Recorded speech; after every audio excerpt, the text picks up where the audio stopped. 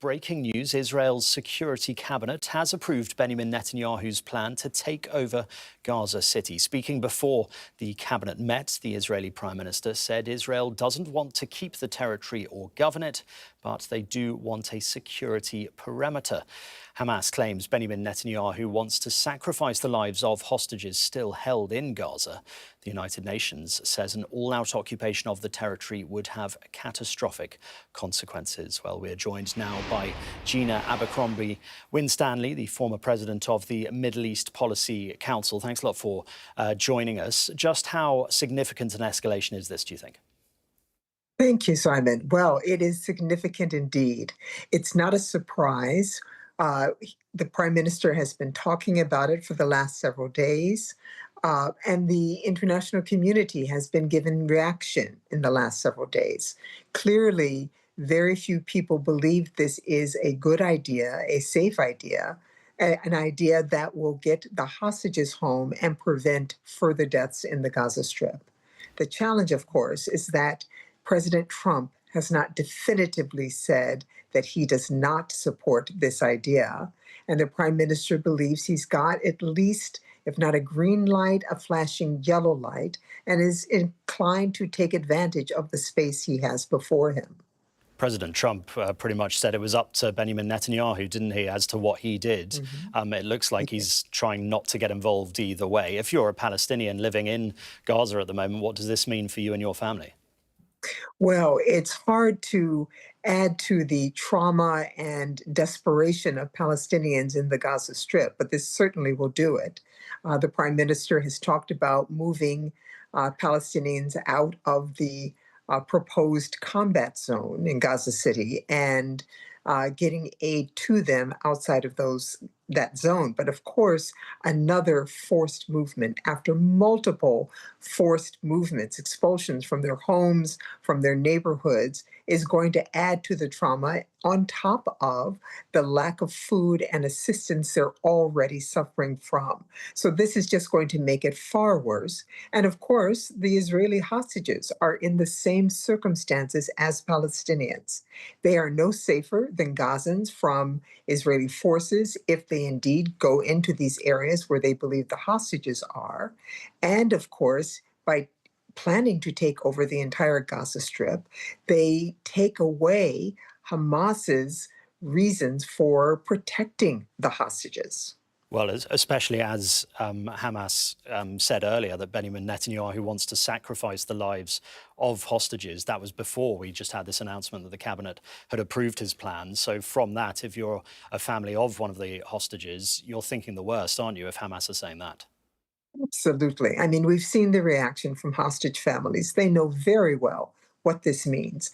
In addition to not having full support from Israelis, certainly not from hostage families, but Israelis who want their compatriots home, he does not have full support from the armed forces. The chief of staff has been very clear that he does not believe this is a good or viable way forward. We know that Israeli soldiers are exhausted, that reservists are often reluctant to come back. They've had higher incidents of suicide among Israeli soldiers over the last couple of years. And of course, the international community has been very clear that enough is enough, more than enough, with regard to the treatment of Palestinian civilians. So there is not strong support for this, except among the right-wing members of his coalition, and their long-term goal, apparently rather, to retake the Gaza Strip as well as increasingly the West Bank. So what do you think the main objective is? Because as you say, public opinion, certainly in the West and seemingly within Israel itself, doesn't seem to be supporting this move. Well, to have the hostages continue to be held is corrosive for any leadership. The inclination to just be done with it, as it were, one way or the other, get the hostages out if at all possible, or in this case, be willing to sacrifice them in order to be able to say you have eradicated Hamas.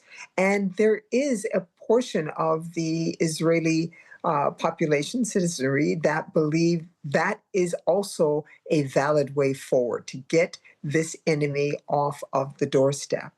But there are very few people who believe that that will happen.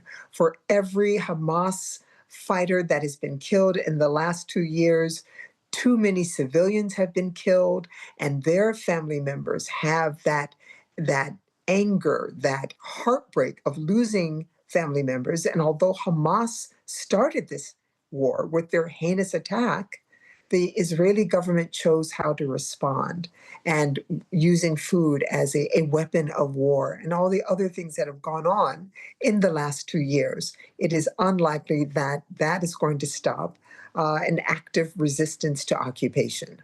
Benjamin Netanyahu is saying that they don't want to control Gaza, but they want a security parameter. What do you think that means? Well, that means they'll be looking for somebody to take their problem off of their hands. Now, who's going to do that? The Arab states have been very clear about Palestinian agency and decisions on their leadership. There will be very few Arab states who would be willing to be seen to collude with Israel or to cooperate with Israel with regard to the expulsion or shifting of Palestinians, of taking away what agency Palestinians have, even now in the Gaza Strip, and any Palestinian or Gazan, in this case, willing to cooperate with the Israeli government after such horrific treatment over the last 2 years of civilians. Not talking about combatants or Hamas, but Palestinian civilians will also have a very, very difficult way forward. So it's difficult to see who might be their partner in this circumstance. And the United Nations warning of catastrophic consequences before we heard this confirmation that Netanyahu's plan was going to go ahead. I guess that is the fear, isn't it? That every time there's an escalation in this war, it just gets worse for everyone involved. That is exactly right. There's no one who thinks this is an easy way forward. As I said, the prime minister may just want to shut down this file altogether, and he's made a decision to be willing to sacrifice additional civilian casualties, military casualties among Israeli soldiers, and the hostages themselves. Gina, that's all we've got time for. Thank you so much for coming on. That's Gina Abercrombie-Winstanley there, live for us in Ohio. Thank you so much. My pleasure.